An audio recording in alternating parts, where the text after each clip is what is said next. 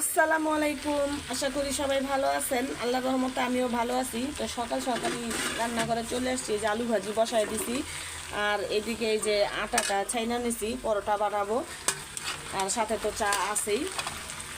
তো আজকে তো শুক্রবারের জন্য সব কিছু তাড়াহুড়া করে করতেছি, যেহেতু নামাজ আছে 12:30টার দিকে আজান।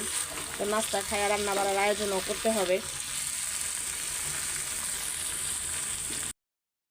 ভাজি হয়ে গেছে, তো এই যে আমি ভাজিটা নামায় নিতেছি বাটিতে। আর এদিকে চুলার মধ্যে তাওয়া বসাই দিছি, পরোটাটা ভাইজা নিব।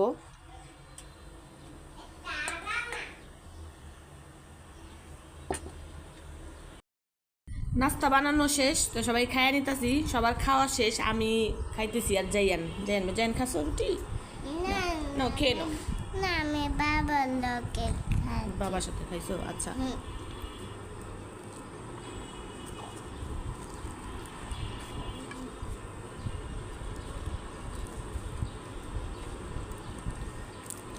আলু ভাজির সাথে শুকনা মরিচ দিলে যা ভাল লাগে খেতে। তা আমি তো প্রায় সময় আলু ভাজি করলে শুকনা মরিচটা দেই, মিস করি না। পরে যাবা এখান থেকে, নামো নামো। কই বড় যাবো বাউতে। মুসুরির ডালটা বসায় দিলাম, সব ময় মশলা দিয়ে। এখানে পেঁয়াজ, রসুন, তেল, হলুদ, লবণ সবই আছে। তো ডালটা হইলে পরে মুরগির মাংস রান্না করব। তো ডালটা আগে রাইস কুকারে বসায় দিছি। আর ভাতের চাল ভিজায় রাখছি, ডাল হইলে পরে ভাতটা বসায় দিব। তো ডালটা হতে থাক। এদিকে চুলায় একটু চা বসায় দিছি, চা খাবো। আর এই যে মুরগি আনা হয়েছে, আজকে বড় একটা ব্রয়লার মুরগি আনতে বলছি বাচ্চাদের আবদারে। অনেকদিন ধরে তো দেশি মুরগি বা সোনালী মুরগি খাইতেছি। তো আজকে একটা ব্রয়লার মুরগি আনছি, তো এটা এখন কাইটা নিব।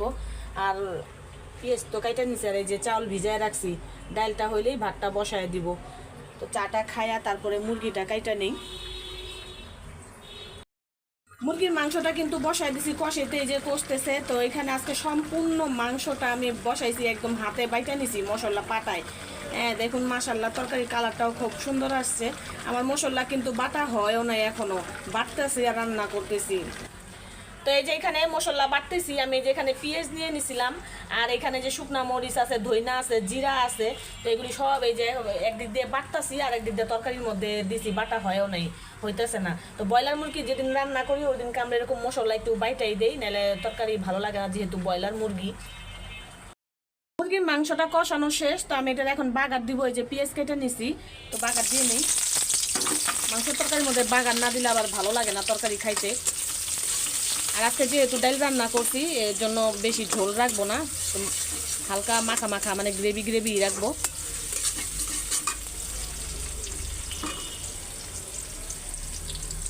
তো পেঁয়াজ বেরেস্তা হয়ে গেছে, আমি এখন মাংসটা ঢাইলা দেই।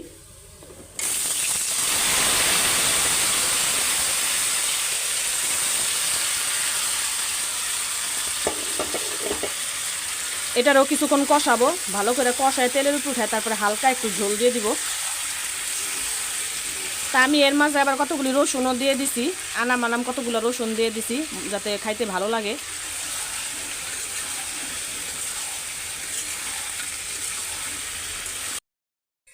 মাংসটা ভালো করে কষাই নিছি, এই যে তেলের উপর উঠে গেছে। তো আমি এখন এই যে ঝোলটা দিয়ে দিই, হালকা একটু ঝোল দিয়ে দিই।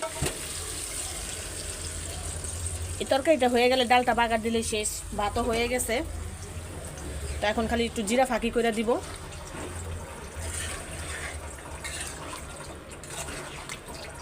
এতটুকুই ঝোল থাকবে, এর বেশি আর ঝোল দিব না। রান্না বাড়া শেষ, তো এই যে টেবিলে খাবার দিয়ে দিছি। তো আজকে মুরগির মাংসটা খুব সুন্দর করে রান্না করছি, একদম পাটায় মশলা বাইটা। তো দেখেন তরকারির কালারটা কি সুন্দর আসছে, মাশাল্লাহ। আর পাতলা ডাল রান্না করছি, সাথে আছে লেবু, আজকে সালাদ বানাই নেই।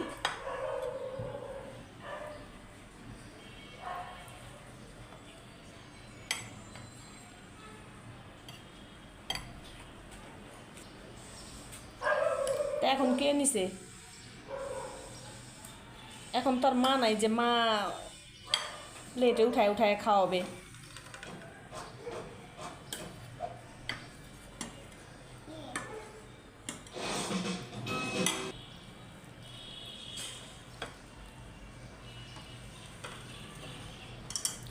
তো আমি এখন খাবো না, আমার একটু দেরি আছে, কারণ পাকঘরে অনেক কাজ পড়ে আছে।